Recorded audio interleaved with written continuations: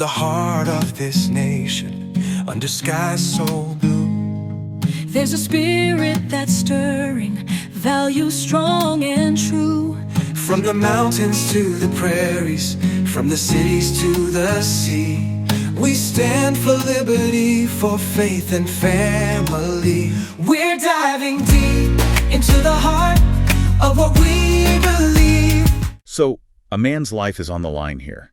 I mean, he is facing a potential death sentence. Right. The stakes literally could not be higher. Exactly. But the entire case, it might not come down to eyewitnesses or a confession. Or even a clear smoking gun, yeah. Yeah. Instead, the verdict might actually hinge on this shattered, like microscopic piece of metal. And specifically, whether an FBI examiner is legally allowed to bend that metal with a pair of pliers. It is such a fascinating collision of microscopic forensic science, the extreme physics of terminal ballistics, and just the immense pressure of a high-profile capital murder trial. Definitely. When the stakes are this high, the physical integrity of the evidence, it becomes the entire battlefield. Right. And so our mission today for this deep dive is to unpack the complex forensics detailed in a recently unsealed ATF ballistics report. Yeah, which centers on the assassination of Charlie Kirk. Right. And the source material we are working from today is this really deeply technical article published by Red State. It was written by Ward Clark on April 16th, 2026. But before we start mapping out, bullet fragments and firing pins, we need to establish the ground rules for you, the listener. Right, because the source material we're analyzing today, it comes from a politically conservative outlet. And the author wraps the forensic analysis in some highly charged political commentary. Yeah, there's quite a bit of it. There is. The text specifically calls out Democrats.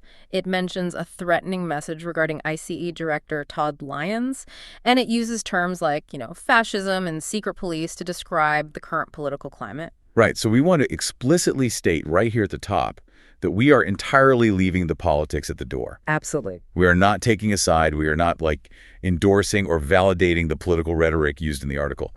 Our goal here is strictly analytical. We are just here to impartially extract the physical data. Exactly. The physical data, the ballistics mechanics, the legal maneuvering, basically to understand how this trial is actually going to function in a courtroom. Because the unsealed ATF report, it gives us a very clear, albeit pretty uneven baseline of the physical evidence. Yeah, uneven is a good word for it. So we're looking at an accused man named Tyler Robinson. And the suspected weapon is a custom Mauser rifle. Right, chambered in .3006. Yes, and the forensic picture here is basically split right down the middle. Okay, let's unpack this. Let's start with what the ATF report confirms. Okay. They have a spent cartridge casing that was recovered from the scene.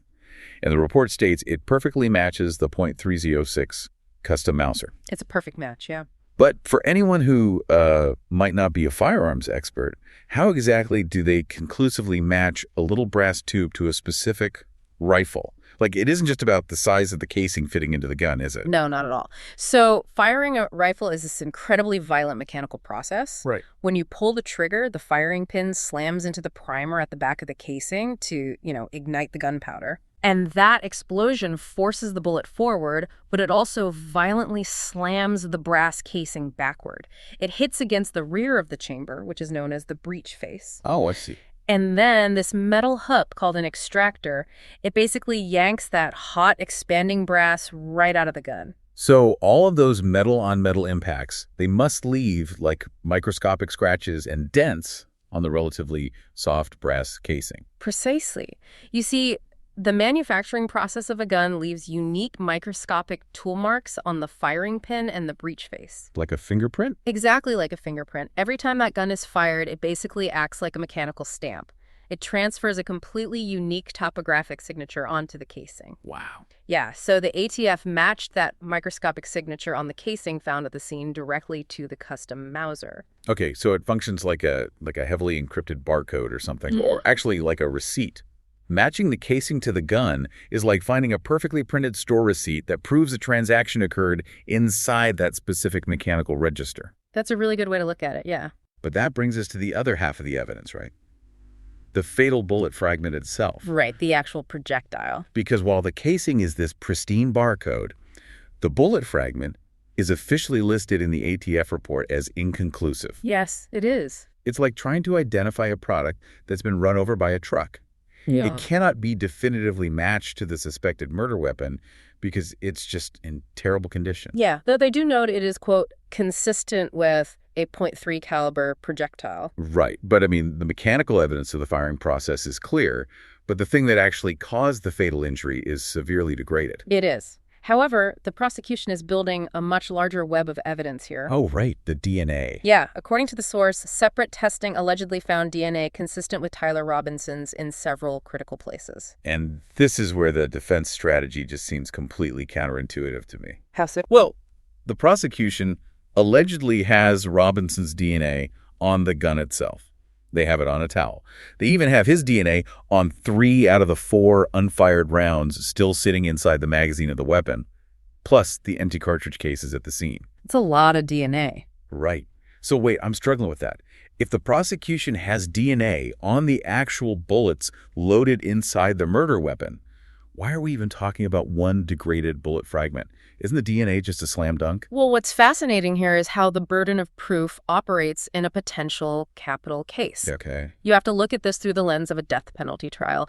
The defense doesn't necessarily need to prove their client's total innocence. They only need to manufacture reasonable doubt about the specific act of murder. Oh, so just the trigger pull. Exactly. A defense attorney looks at that mountain of DNA and realizes, they cannot realistically argue their client never touched the gun. So they basically concede the handling of the weapon, but they dispute the actual firing of the fatal shot. You got it. They laser focus on the one piece of physical evidence that the state's own experts have labeled inconclusive, the fatal bullet fragment. Wow. The defense can synthesize all these details to argue, yes, our client handled a rifle, he may have even loaded it.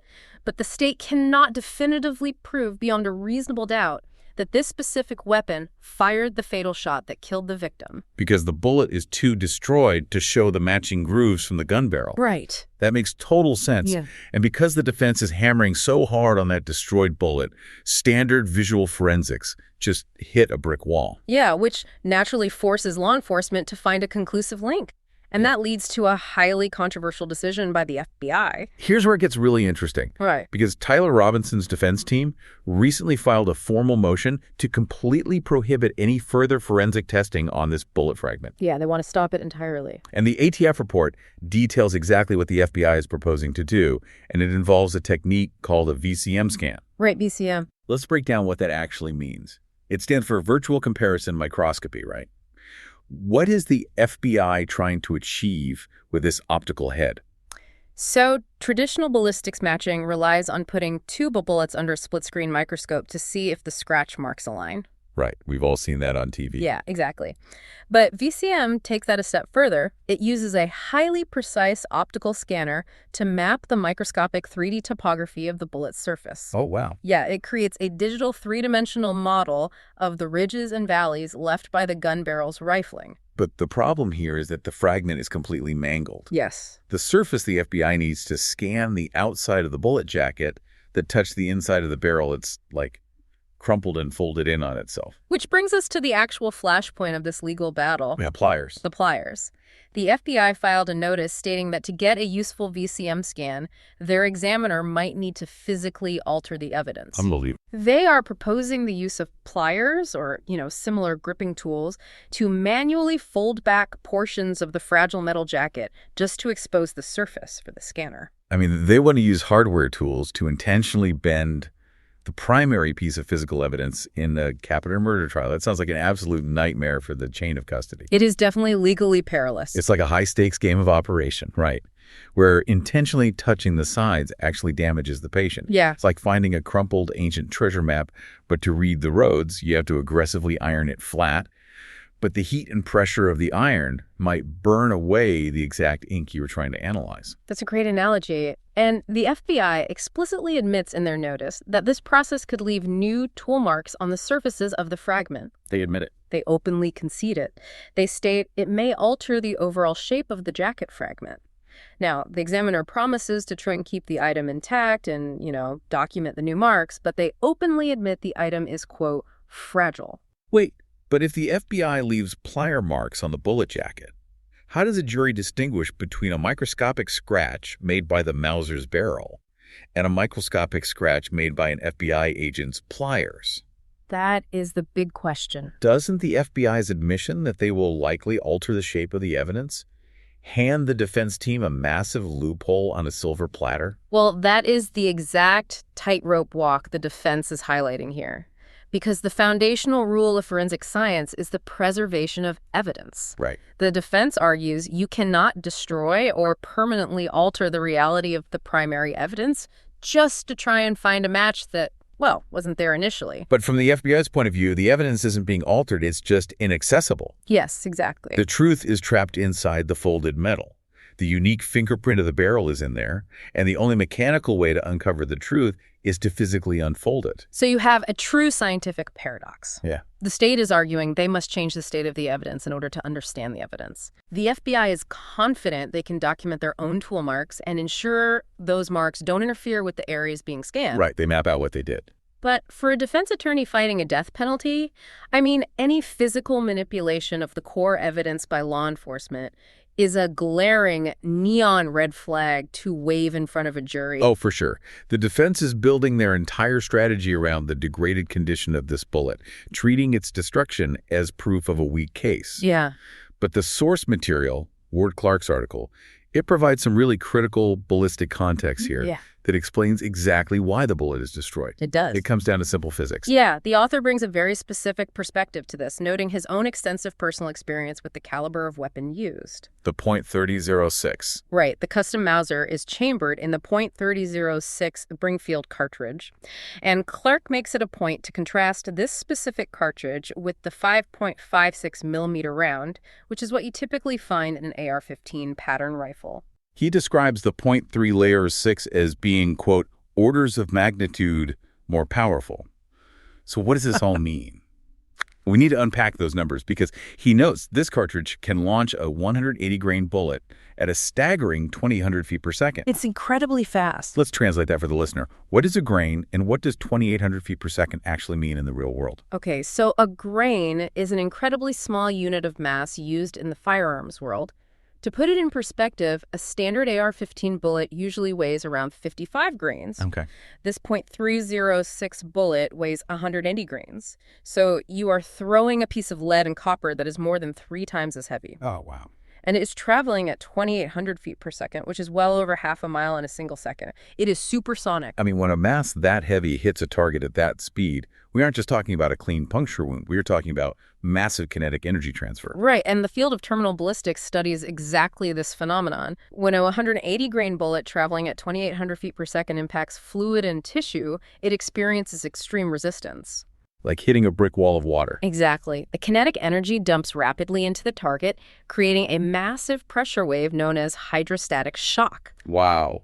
The bullet is literally designed to deform. The copper jacket peels back like a banana, and the lead core expands to maximize the energy transfer. It functions like a parachute opening at supersonic speed.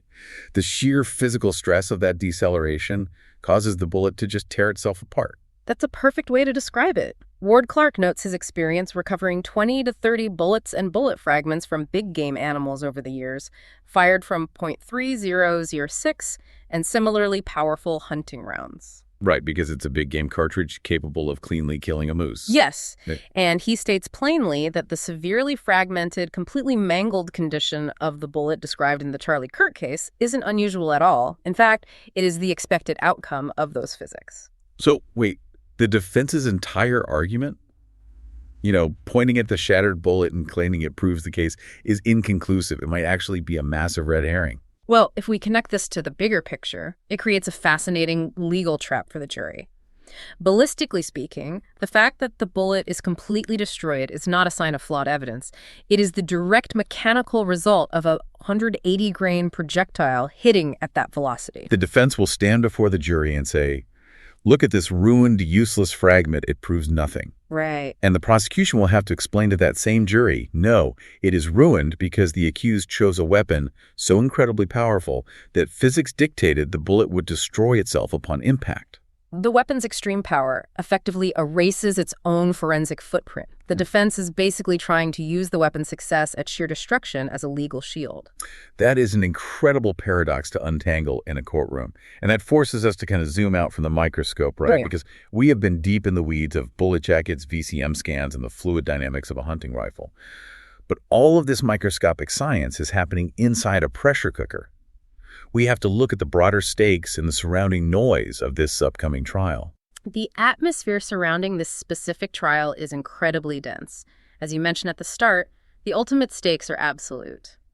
Tyler Robinson faces the possibility of execution if convicted of this assassination. A death sentence. Right. When the state is trying to take a life, the burden of proof is extraordinarily high, which is exactly why the fight over bending a piece of metal with pliers is so fierce. And the legal maneuvering is already at a boiling point before a jury has even been seated.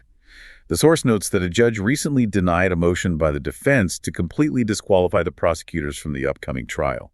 The friction between the defense and the state is just palpable. It really is. Then you add the surrounding public and political heat, which the Red State article highlights prominently. The source mentions a chilling, threatening message that was posted regarding iSpire director Todd Lyons during the exact same week that Charlie Kirk was assassinated. Right. The text draws a direct line between the escalating rhetoric and the violence. And again, as we explicitly stated at the start of this deep dive, we have to remind you, the listener, of our impartial mission here. Because the article specifically details how political rhetoric is being raised, citing comparisons of ICE to the Gestapo, fascists, and secret police. We bring this up not to take a side, but to illustrate the impossible environment in which this trial is actually taking place. Exactly. This raises an important question, though. How does cold, hard science survive in a burning courtroom? Yeah, that's the real challenge. Forensic science, the matching of microscopic breach, face marks, the extraction of DNA from a towel, the topographical scanning of a bullet fragment, it's built entirely on objective data. A millimeter is a millimeter. A grain is a grain. But you are asking 12 human beings on a jury to sit in a cloud of societal tension, heated political rhetoric, and the heavy burden of a death sentence, and then objectively evaluate whether a scratch on a piece of copper was made by a custom Mauser or an FBI agent's pliers. It is an incredibly difficult task. You know, the CSI effect is a documented hurdle in modern jurisprudence. Oh, definitely. The public has been conditioned by television to expect a brightly lit laboratory where a pristine bullet is dropped into a machine and a computer screen instantly flashes Massey H in big green letters. But real-world justice is messy. It rarely hinges on a clear, undeniable smoking gun. It relies on interpreting degraded, shattered fragments. Yeah. It requires an understanding of the extreme physics of a specific tool, like the terminal ballistics of a .306. And it forces us to navigate the fragile reality of physical evidence, where the simple act of trying to observe the truth might actually damage it. Which leaves us with a lingering philosophical dilemma embedded right in the center of this case. What's that? Well, we know the sheer, overwhelming kinetic energy of this weapon naturally ruins the very evidence needed to definitively link it to the crime. In response, the state wants to use advancing, albeit aggressive, forensic techniques like legally bending fragments with pliers just to see the hidden surfaces. But at what exact moment does uncovering the truth cross the line into physically altering the reality of the evidence? Could the very act of trying to scan the bullet paradoxically make the evidence less trustworthy in the eyes of a jury? Where is the line between analyzing evidence and creating it? Wow. That is the heavy question the jury is going to have to answer, with Tyler Robinson's life hanging in the balance. Yeah. And why should you care about a folded piece of metal? Because it's a masterclass in how fragile justice can really be. Absolutely. We're going to leave you with that to mull over. Keep questioning the information around you. Always look closely at the mechanical details beneath the headlines, and we will see you next time for another deep dive.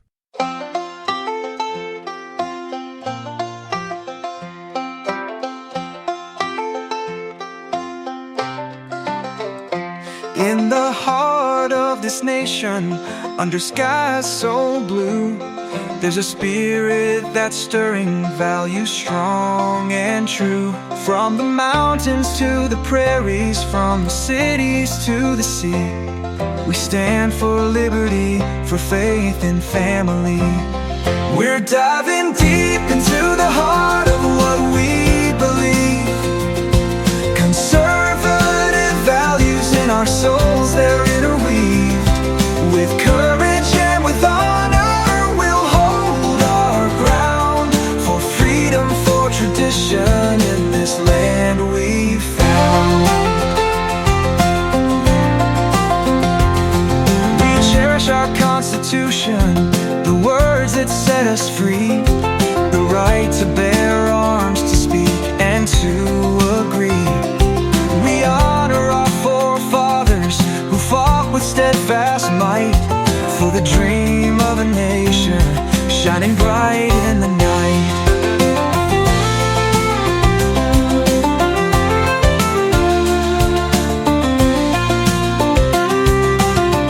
In every town and village, in every heart and home, we'll uphold our principles, together we'll roam. Through trials and through triumphs, we'll never lose our way, with conservative values leading us day by day. We're diving deep into the heart of what we believe. Conservative values in our souls, they're interweaved. With courage and with honor, we'll hold our ground for freedom, for tradition in this land we found. So here's to the brave, to the strong, to the free, to the spirit that binds us from sea to shining sea. We'll dive deep into our values, hold them close and true. For conservative hearts, there's no limit to what we can do. We're diving deep into the heart of what we believe. Conservative values in our souls, they're interweaved. With courage and with honor, we'll hold our ground for freedom, for tradition in this land we found. In this land we found.